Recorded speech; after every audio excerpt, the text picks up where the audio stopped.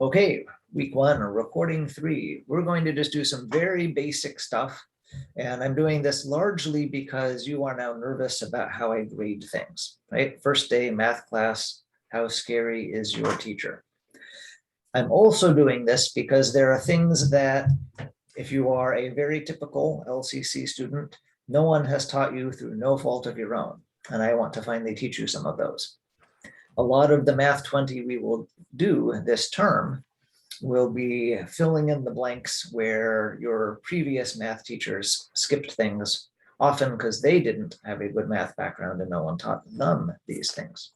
So anyway, for all those reasons, let's actually do some math. Is this font size okay? Yeah, looks good. Okay. Yes, sir. So I'm on the shape-shifting page, the Lego Wonder Twin. We're thinking about how to change a number. I'm not going to go through this page in order because you asked me not to, but I want to just talk about a few things. First of all, rounding. Everyone wonders, how much does my new math teacher grade me on how I round my answers? So let's talk about rounding answers, and then I will answer that question. Rounding as a topic here starts about what is math with the wonderful barometer story, which you should read at home, not do that now. And then it gets into decimal accuracies. There's things here we could do about place value. What's the place value of 8 in this diagram of 85,026,139? In all of the website, you can click on toggle answer and see the answers to things. So if you need some review, this is a good place to do it. High performing gaming mouse, which I don't have, can measure movement to 6/10,000ths of an inch. So some decimals really are small. There's a fun thing. You can click here and read about a machine that uses water drops for a Gatorade commercial. He had to make a machine accurate to the millionths place.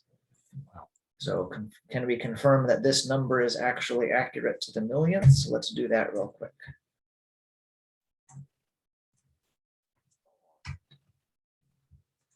So I am doing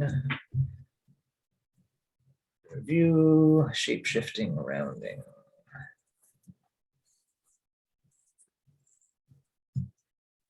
Shape-shifting, again, is my code for doing one thing, one number at a time.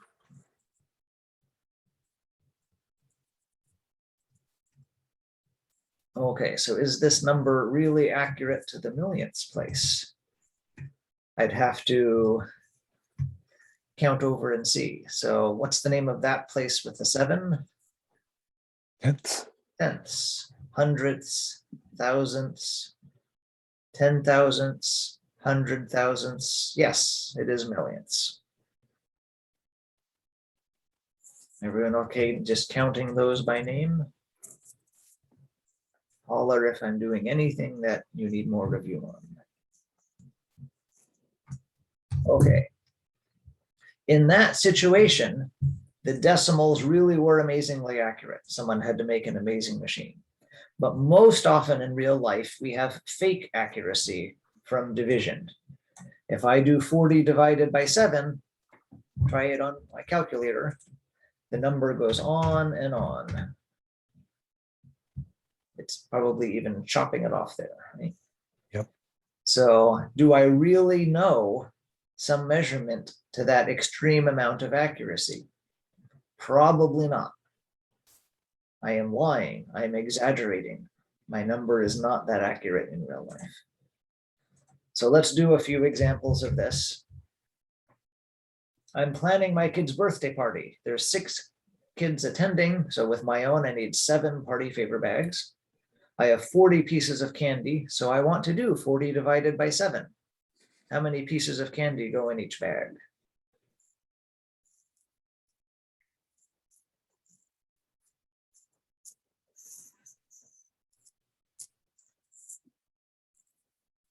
If you're not giving your kid extra, then probably just 5.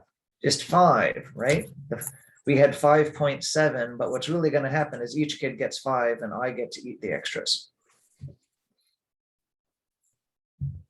Number 9, a pharmacist has a small container whose label tells her it has 40 milligrams of medicine, and she wants to divide it into 7 doses for a daily dose each week. How many milligrams are a dose? In this case, it didn't say 40.0. We're not sure that this really is 40 milligrams. It might be 39.8. It might be 40.4. All we know is that it's more or less 40, or they would have labeled it more accurately. So it makes sense to do this general rule where we either use the same amount of accuracy and just say 6, or we add 1 more decimal place, because we can get more accurate if we make equal size piles. If I have a pile of sand and I divide it into 7 piles, they're a little smaller. They're a little more accurate than my initial pile of sand. So probably 5.7 would make sense in this case. If I actually look at this more, it talks about pharmacist scales, and in real life, it depends on how accurate the pharmacist scale is. A carpenter has a 40-inch board and cuts it into 7 equal lengths. How many inches long is each piece? So when I have a saw, can I cut to the 1/10 of an inch? Sure, right? That's not too hard. I'm not good enough with a saw to cut to 1/100th of an inch reliably. You might be. I certainly have known some contractors that I wouldn't be surprised if they could. But probably just 5.7, because that's what my equipment can do. So the end result of this is our general rule for accuracy, which says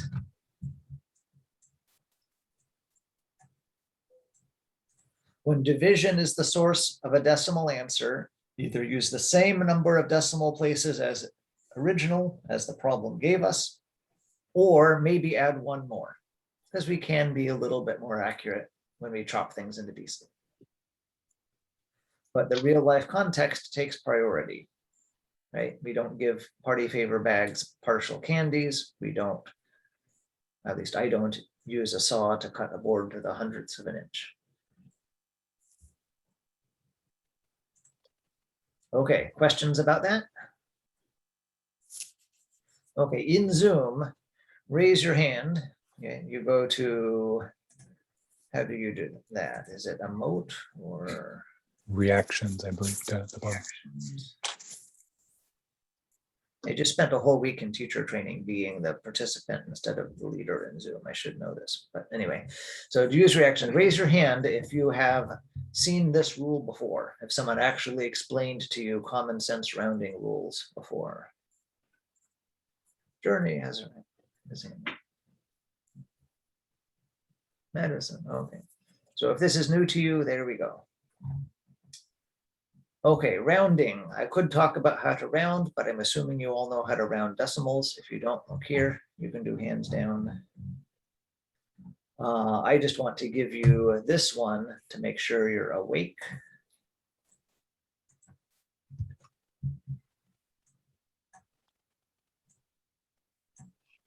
Somebody has tried to round this number to different decimal places. It was like on a test or something. And one of them they got wrong. So which one of the rounding attempts did this person get wrong?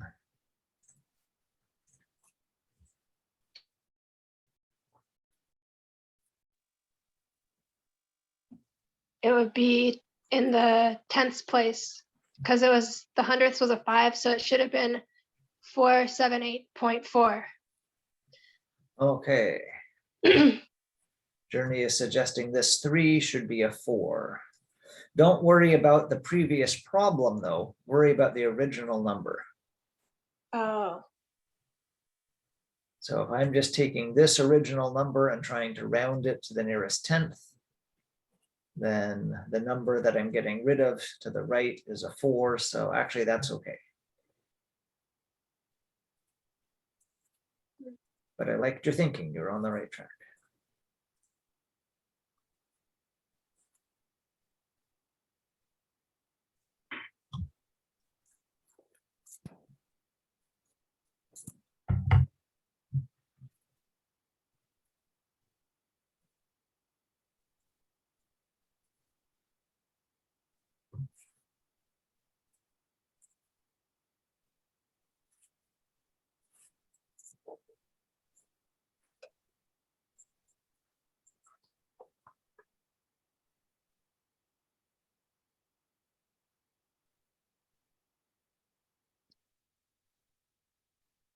Is it the last one where they rounded it up to 1,000 from 500?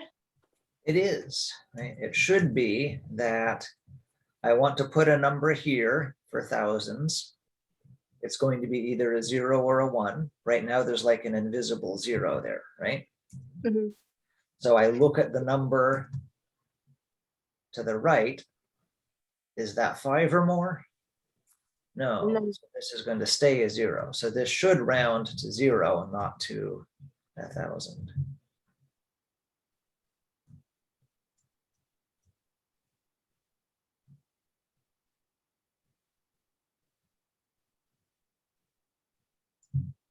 Questions about that one?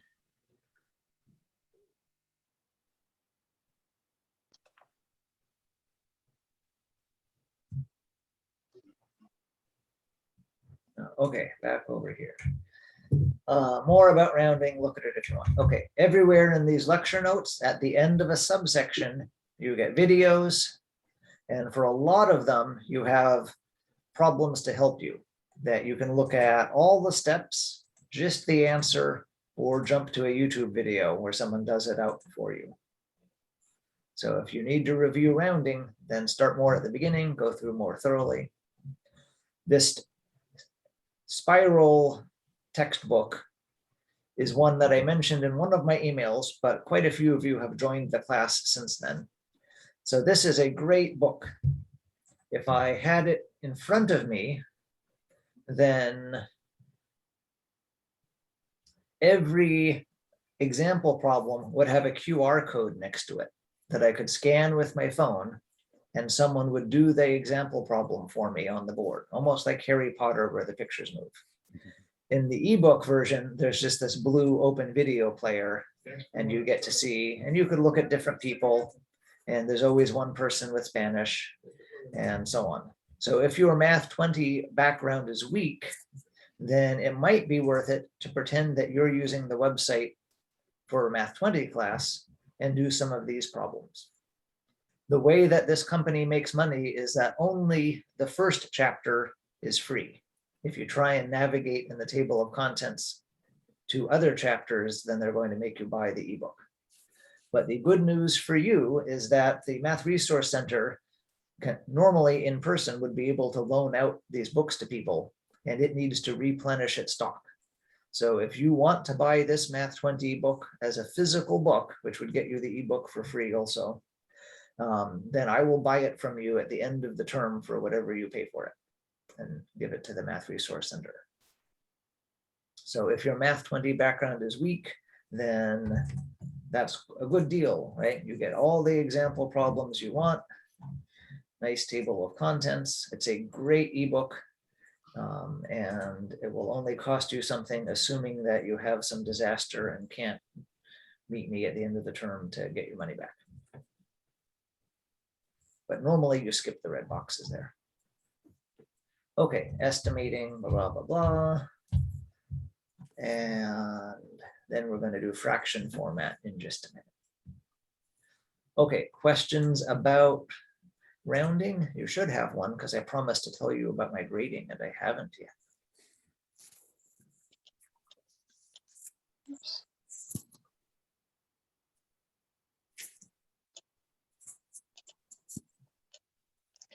Okay, so the grading thing is that I'm not too picky with grading for rounding unless it's a rounding thing. And so don't worry too much. Okay, now I'm going to do the second part of review about thinking about division. So this follows the same theme as before. Here's something that should have been taught to you, but maybe wasn't, and is an important thing to do before we jump into the 52 book in order. So thinking about division, first we're going to think about dealing out cards. So I'm going to pretend that I have 6 cards.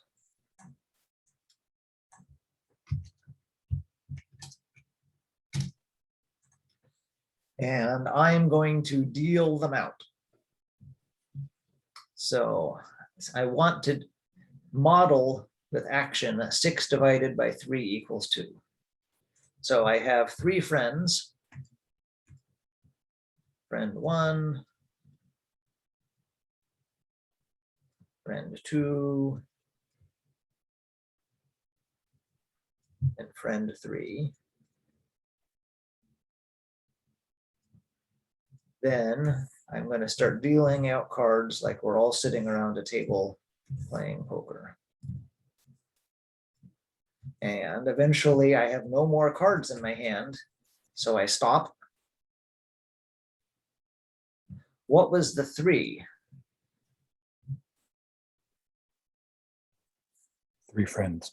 My 3 friends, how many people I was dealing cards out to. What was the 2? How many cards? How many each person got, right? Everyone okay with that? Yeah, Now we're going to do making piles of a fixed size.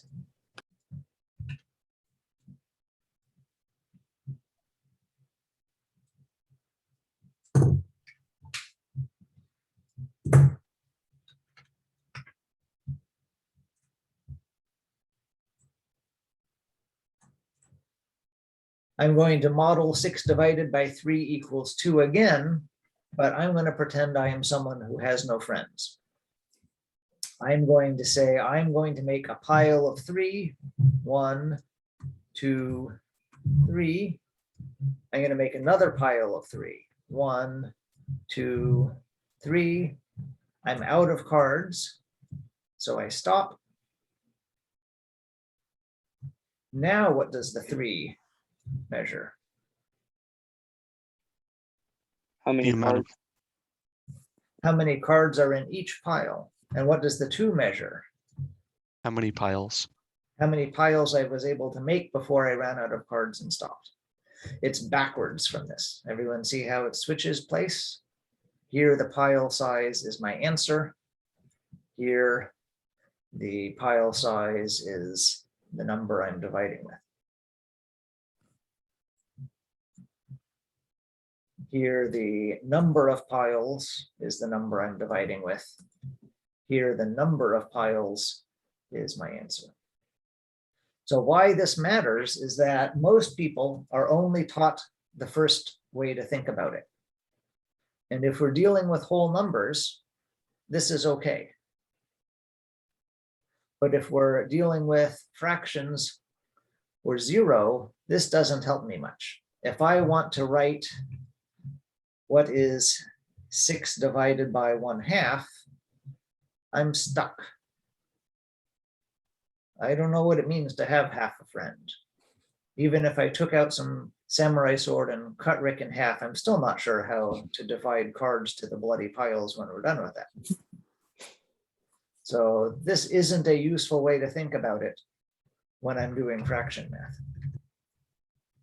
On the other hand, if I want to do 6 divided by 1/2, that's a terrible 1/2.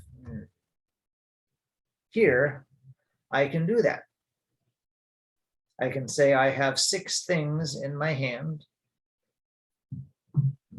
I'm going to say, by the way, that this is 6 divided by 3 equals 2, so I'm not confusing you. Okay. So how would I do 6 divided by 1/2? I would take my 6 things and I would say, let's make a pile of 1/2. And when we're in person, I actually have little blue tickets on a roll, like at a carnival, and I'll rip them in half. Just imagine I'm destroying things. I'm going to take half of a ticket and put it down as a pile. And then I take another half of a ticket and put it down as a pile. And I take another half of a ticket and put it down as a pile. And another half of a ticket. And how many different little piles of half tickets am I going to get by the time I've destroyed all my cards by ripping them in half? 12.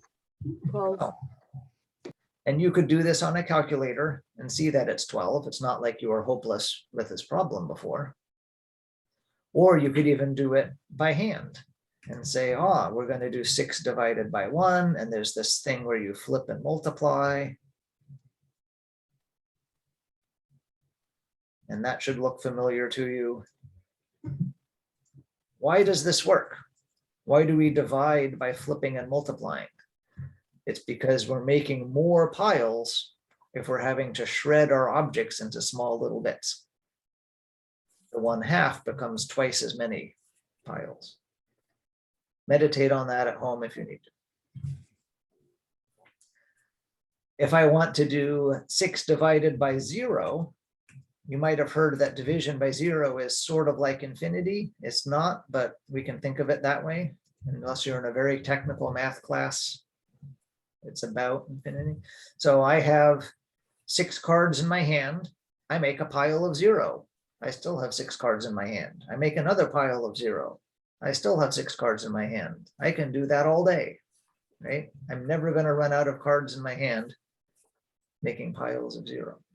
So this is a more robust way of thinking about division, and we will encounter it in real life as we do things in class.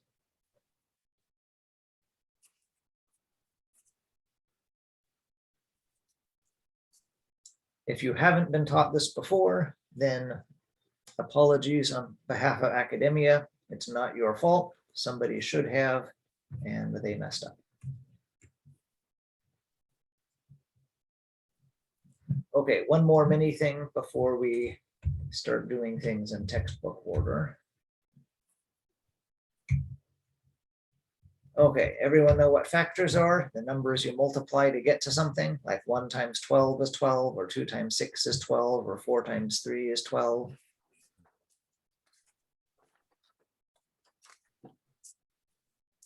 There are rules for testing for factors, and let's put those on the board.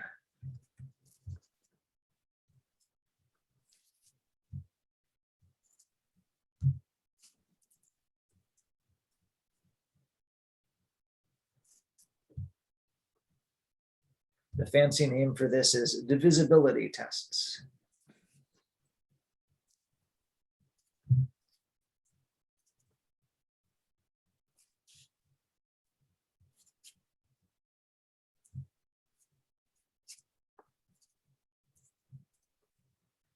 So a bunch of them you already know.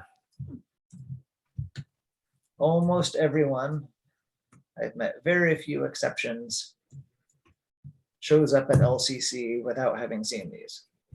A number is divisible by 2 if it's even, if the ones digit is 0, 2, 4, 6, or 8. A number is divisible by 5 if its one digit is either 0 or 5. And a number is divisible by 10 if 0 is the last digit. But you are a rare math LCC student if you have arrived at LCC and already seen these also. Again, not your fault at all, but somebody was supposed to have taught you these and they didn't do their job.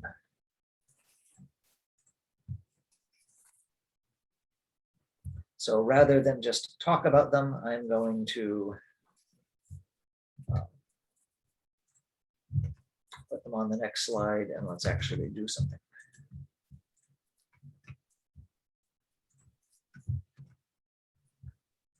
So let's grab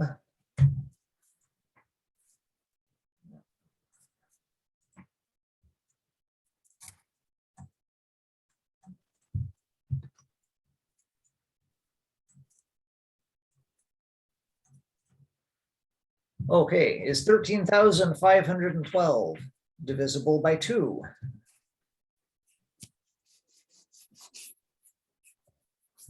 Yes. So we look at the last digit. It's a 2. It's even. We're happy. Is it divisible by 3? This one you might not have been taught before. It's not hard. You add up its digits. So we will do 1 plus 3 plus 5 plus 1 plus 2. And what do I get? 4, 9, 10, 12. Okay, does 3 go into 12? Yes. Yes, so 3 goes into this other one also. We know 3 goes into this because when I added up the digits, 3 went into the answer. Is it divisible by 4? For 4, I have to look at just the last 2 digits. Does 4 go into 12? Yes. Yes. Yes, so 4 is going to go into this thing also. How about 5?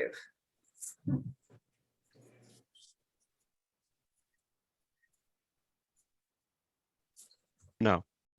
No, it doesn't end in a 0 or 5.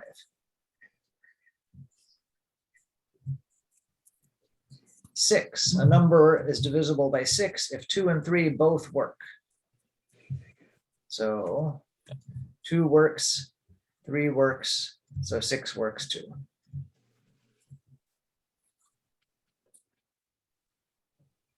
And 9, we go back to that sum of digits.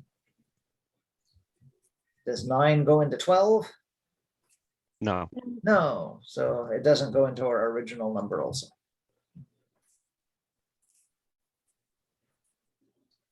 We won't do a lot of reducing fractions by hand. You have calculators these days, but this is when you do that. If you're trying to reduce fractions and you're thinking, oh, the top and the bottom, can I divide by 5 top and bottom? Can I divide by 6 top and bottom? Right? This is when you use your divisibility shortcuts. Okay, use your reactions. Raise hand in Zoom if you have actually seen even one of these from the second group before today. Okay, yay. That is encouraging to me. There are some better math teachers out there.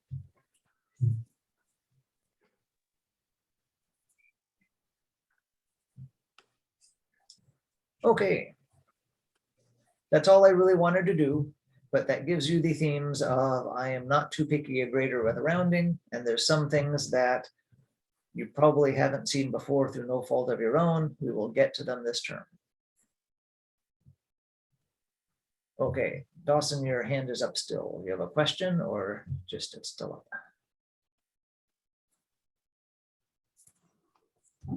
Sorry, it was just still up. Okay. So now let's pretend that we didn't do that. So I'm a normal math 52 student, la la la, we go here. I'm going to someday look at recordings, and I will have more than one of each of these because we had 3 different recordings today. And I want to look at textbook chapter 1. And if I need more of this review, these are the links to the places in my website that talk about the textbook. Because the textbook isn't a bad textbook, but it tends to just have example problems and homework, and not the more narrative style, not the extra boxes at the end with videos from around the web, things like that. So you might want my stuff too. Okay, so let's look at the actual textbook then. Yep. Our topic for today is a review of fractions. And there's 3 little subsections. And let's see what this says. Your job this week will be to finish up all of this stuff here. We're only officially meeting on Monday, which is a problem. That was because we were originally supposed to be a hybrid class where I would get to meet with you in person for 80 minutes on Monday and then release you into the wild to study on your own. It's not as great to not have that actual in-person time, but they couldn't schedule a second Zoom class day because you've already signed up for 1 day a week. So you are responsible on your own for finishing this. Oops, and I'm sorry, I am looking at a window on my screen that you can't see. Okay, there we go. So I have highlighted chapter 1, right? This is our stuff for this week. So when is it due? Let's get into that. How do you actually do this? Because if I look at the homework, then there's just a ton of pages of problems, right? Does anyone actually want you to do all of these problems? No. So let's talk about going back to the other thing.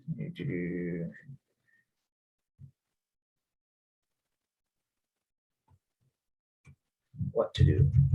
So you have two different red boxes. And again, if you just load this page the first time, go down and you have to unfold the folding thing. The first red box is the recommended by somebody other than me. So people who have taught Math 52 many times before have said that if you are an average Math 52 student and your background is not especially weak and not especially strong, this is the right amount of homework to do to catch up on things. The problems are odd because if you go to the end of the book, then there's odd answers. It's a PDF, you have to hit like Control End instead of just opening the back, but that's how it is. Then the second box is the things I'm actually going to grade. It's a waste of your time and mine if you write out all of these problems neatly enough and turn them in and things like that. It was certainly a waste of your time if I was to program a website that you put them in on Moodle and it grades it. Too much clicking, that would be evil. So do as much of the homework on the top red box as you need. If your math background is strong, you will not need that much.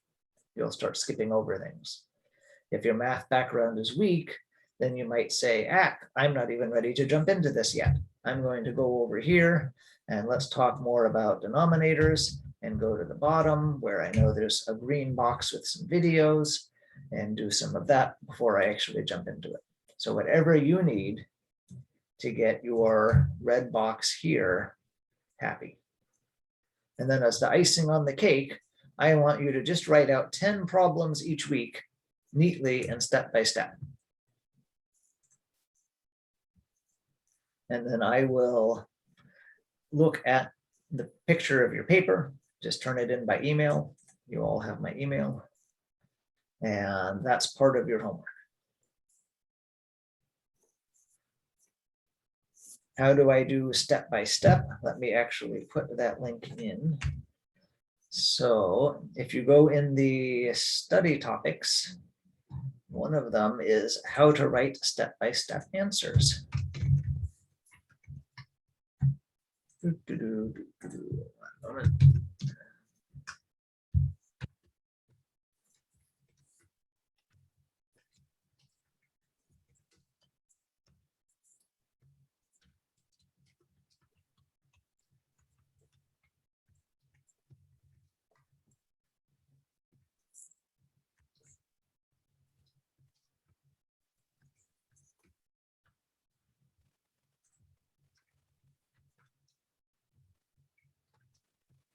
Okay, so you don't have to wonder, what does this teacher want for neatly written answers? There's 16 different things and you can just read them here.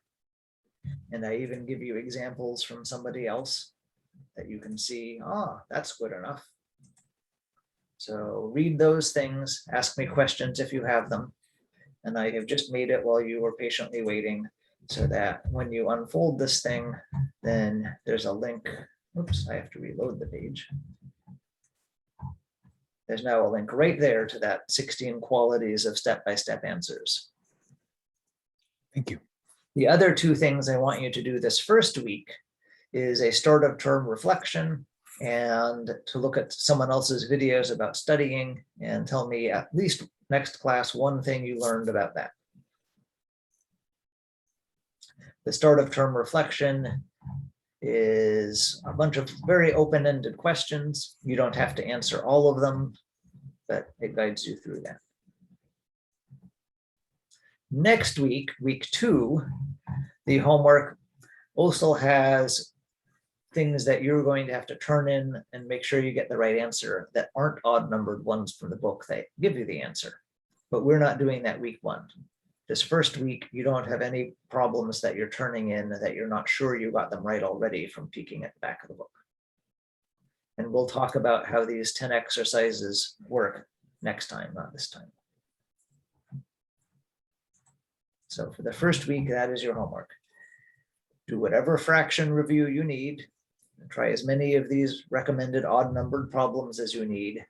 And then send me a picture with the 10 ones written neatly and do these 2 little chores. Questions about your homework?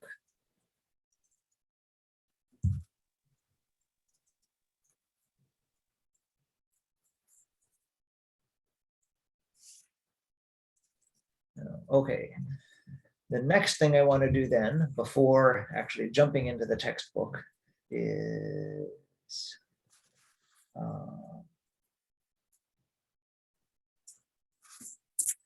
try emailing it to me before class. So Sunday night is a good thing Sabine suggests in class. Okay, I want to put up another poll that I had ready about when can you meet for a study group. So this one should give you 2 different questions if I'm working my poll right.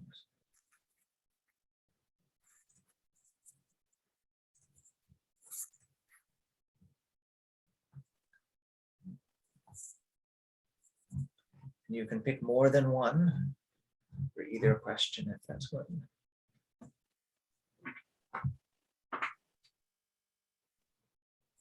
I'm going to pause the recording while we're just dealing with a poll. We've figured out some study group times. I highly, highly recommend this. When I do a study at the end of a term of who passes the class, who gets good grades, the most important factor for who gets good grades in a math class is attending study groups regularly. Doesn't matter how rusty or strong you are at the start, doesn't matter how old you are. But study groups are key for confidence that you're going to ace the class, get whatever grade you want based on how much free time you have. So if you are watching this recording and Monday, Wednesday, Thursday at these times doesn't work, then let me know and I will send out an email to everyone saying so-and-so needs a Saturday class for study groups. Let's do something and so on. But I don't want anyone forced to work by themselves because of their schedule. So, okay, it is after time. I am going to stop the recording. We never actually got to talk about section 1 much. So let's see how that goes. If this is too tricky when you are actually looking at the textbook for chapter 1, then let me know and we can just do a lot more of it on next week on Monday. If it is good review, what we did about thinking about factors was all you really needed, then we'll move on to chapter 2. But we did good stuff today and filled up 80 minutes. Okay, end of recording. Any other questions before we are